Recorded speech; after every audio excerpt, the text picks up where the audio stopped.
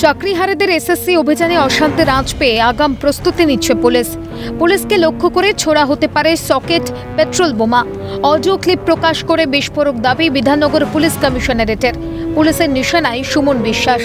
দীর্ঘ 6 মিনিটের ওই ফোন আলাপে একাধিক আপত্তিজনক এবং হিংসাত্মক কথা শোনা গিয়েছে।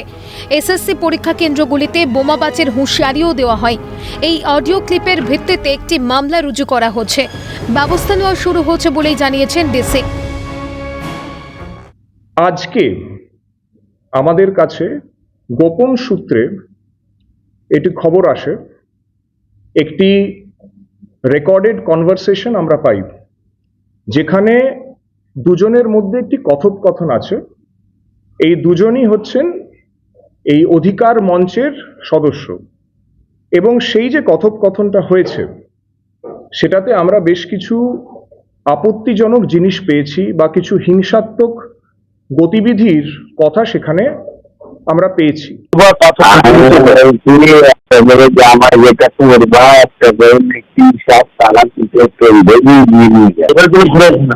কঠিন মানছি, কঠিন সব ছেলেগুলো দিচ্ছে, রক্ত সবাই ফুটছে। হ্যাঁ, এবার মার্কেট লেগে যাবে। কঠিন হারে মার্কেট লাগবে কলকাতায়। হ্যাঁ, যতই পুলিশ প্রোটেকশন রাখুক, যাই থাকুক, কঠিন হারে না না করবো ওই ঠিক বলেছে। তুমি বুঝতে যাবে না আসলে হুমকি দিয়ে ভালো করে হুমকি দেবে, কোন সেন্টারে পরীক্ষা নিতে দেবে না, থাকবো সব আগুন হয়ে যাবে, সত্যি সত্যি আগুন ধরে দেবে। সালা তারপর আগুন ধরাতে হবে। আমরা যাচ্ছি তোর আগুন দিয়ে আয় নাকি যারা এইসব সকেট বোম কেমন নিতে হবে পরীক্ষা সেন্টার দিয়ে একটা নিতে হবে নাকি? সকেট বোম মর হয় অফিসে স্কুলের মধ্যে নাকি? যে একটা সকেট বোম মশলা দুমদাম করে হয়ে যাবে, মানে এখনই যাবো তাই মনে হচ্ছিল।